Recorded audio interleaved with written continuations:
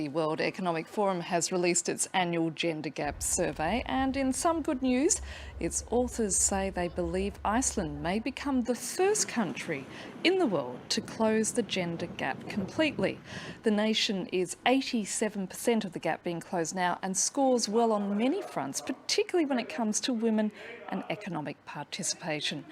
But it also reveals, once again, that across the globe, women are still earning less than men while continuing to make up a smaller percentage of the workforce in every industry. And just to confirm that, recently even Hollywood actor Gillian Anderson admitted to reporters that she was initially offered half of what her co-star David Duchovny was for the remake of the X-Files series. Now, here with me in the studio today is British finance journalist Jasmine, who's the founder of MoneyMagpie.com. Jasmine, thanks so much for being with us. Thank you. Now, it's, when you hear that sort of bit of news, that Gillian Anderson, 20 years on, is still being offered less than half of what her co-star is. I mean, one thinks, how far have we indeed come? Well, yes, you do think that. And as you say, in this day and age, I mean, we're always saying in this day and age, but it is true. We've been talking about this for a few decades now. Things have improved, certainly, but there's still, as Gillian Anderson has found, there's still some lag. And the interesting thing is when it comes to a pay gap, it starts very early. I've seen research that's found that with pocket money, boys tend to be paid about 15% more than girls. Jasmine, your website has actually published articles about how women need to push for pay rises or ensure that they're being paid fairly to begin with. What exactly do you advise? Well, what I found with women, and I speak also as an employer myself, which is that women don't ask for the money, whereas men do. I've found over and over that I will offer a certain amount to a man or a woman. Practically every time the woman will go, "All right."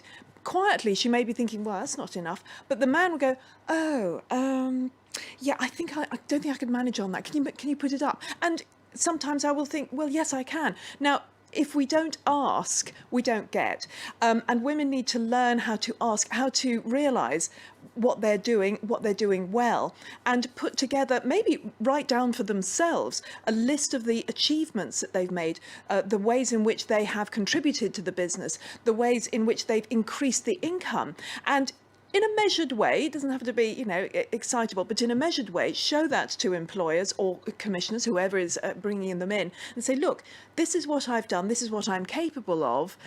I think I need some more money for that." I think we all tend to suffer from what's called the imposter syndrome, don't yes, we? big That we time. believe we're not good enough to begin with, so therefore we shouldn't even ask. Yeah, totally. And again, I'm certainly one of those. And what I've also found is that women, when they're even going for a job, generally speaking, unless they feel they are 100% qualified, they won't even go for it. Whereas with men, if they've got 20, 30% of what's asked for, they'll go, "Yeah, go on, give it a punt."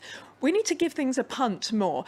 We need to take more leaps. And this, I think, is something that we can learn from men. I've found that watching men and seeing how they think and how they act has been actually very useful. I think there's a lot we can learn from men, as certainly there's a lot that men can learn from us. Well, let's just widen the conversation out a bit, because I think it also comes back to money and the fact that women do tend to have, and I hate sweeping generalisations, but there is a strong tendency for us women to have a rather complicated relationship with money.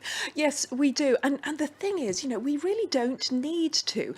There was some research, it's about 15 years ago, at the University of California that found that when men and women have the same level of knowledge of the stock market, women actually perform better. Not massively, but they do. They perform better than men at actual investing, which is serious stuff.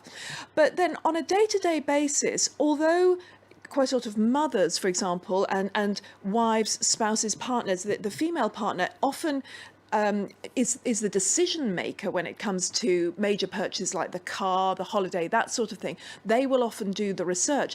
It's the man who ultimately will pay for it. And the thing is also that young women, I feel like screaming when I talk to them sometimes. Young women that I talk to about managing their money will still say, "Oh yes, but I can marry a rich man," and I want to shake them, saying, "No, it's not going to happen, really, or it's very unlikely to happen." And there are a lot of men out there looking for a rich woman, actually. And I think this is also very important when it comes to retirement, because figures show that women, when they reach that period of their lives, have a lot less in their bank account than their male counterparts do. Yes, they do. I mean, in Britain, for example, the figures are pretty much half.